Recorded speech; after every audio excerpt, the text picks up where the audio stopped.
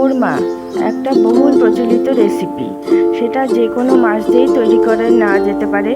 নমস্কার আমার শ্রদ্ধেয় দর্শক বন্ধুরা, আমি শাওন পাকশালার পক্ষ থেকে আগত শারদীয়ার অনেক অনেক শুভেচ্ছা জানাই। আমি চিংড়ি মাছের এই অসাধারণ রেসিপিটা আপনাদের সামনে তুলে ধরছি। আপনাদের ভালো লাগলে আমি নিজেকে সার্থক বলে মনে করব।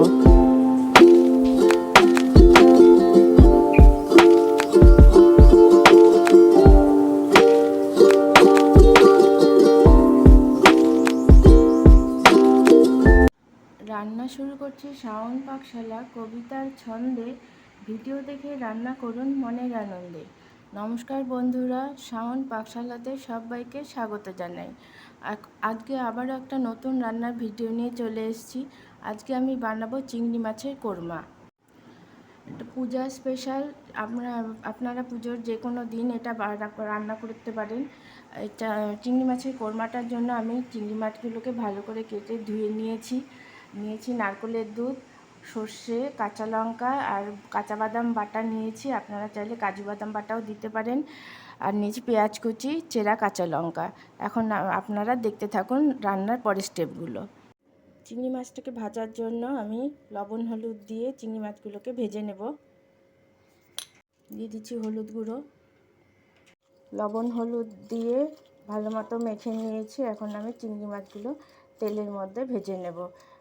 আমি সাদা তেল দিয়েছি, আপনারা সাদা তেলই করার চেষ্টা করবেন। তেলটা গরম হয়ে গেছে, এখন আমি মাছগুলো ছেড়ে দিচ্ছি। মাছটা উল্টে পাল্টে ভেজে নেব, তবে বেশি ভাজবো না, কারণ চিংড়ি মাছ বেশি ভাজলে পরে রাবারের মতো শক্ত হয়ে যায়, তখন খেতে কিন্তু মোটেই ভালো লাগবে না। আঁচটাকে মিডিয়ামে রেখে মাছগুলোকে আমি হালকা করে ভেজে নেব। চিংড়ি মাছগুলোকে উল্টে পাল্টে আঁচটাকে লো টু মিডিয়ামে রেখে আমি হালকা করে ভেজে নিয়েছি। এখন আমি মাছগুলো তুলে নেব। মাছ ভাজার তেল বেঁচে গেছে, এখন আমি ওই তেলের মধ্যেই রান্নাটা করে নেব। প্রথমে দিয়ে দিচ্ছি পেঁয়াজ কুচি, দিয়ে দিচ্ছি চেরা কাঁচা লঙ্কা। এখন আমি পেঁয়াজ কুচিটা চেরা কাঁচা লঙ্কাটা একটু ভাজা ভাজা করে নেব। পেঁয়াজ চেরা কাঁচা লঙ্কা একটু ভাজা ভাজা করে নিয়েছি। এখন আমি এর মধ্যে দিয়ে দিচ্ছি পেঁয়াজ বাটা, দিয়ে দিচ্ছি আদা রসুনের পেস্ট,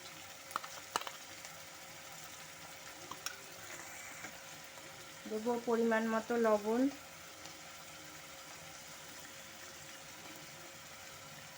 দেবো হলুদ গুঁড়ো, দেবো কাশ্মীরি লঙ্কার গুঁড়ো। কাশ্মীরি লঙ্কার গুঁড়োটা অপশনাল, আপনারা চাইলে দিতেও পারেন নাও পারেন।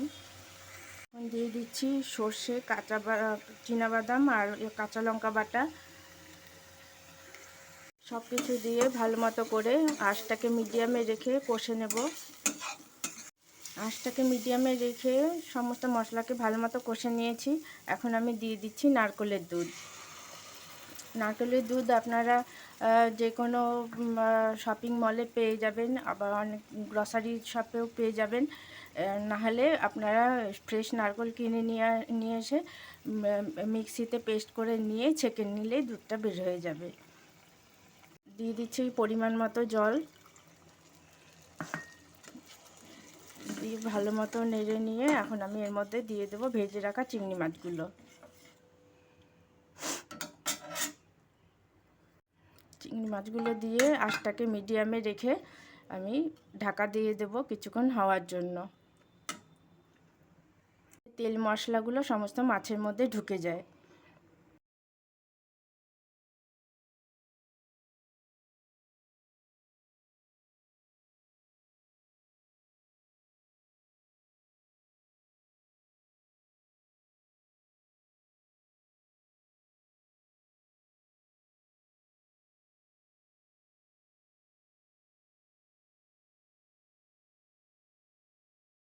আপনাদেরকে একটা কথা বলি, আপনারা তো অনেকেই দেখছেন আমার ভিডিওগুলো, লাইকও করছেন, ভালোও লাগছে আপনাদের, কিন্তু আপনারা অনেকেই সাবস্ক্রাইব করছেন না।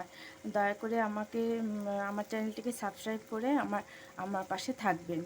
আর যারা সাবস্ক্রাইব এতদিন করে দিয়েছেন তাদেরকে জানাই অসংখ্য অসংখ্য ধন্যবাদ।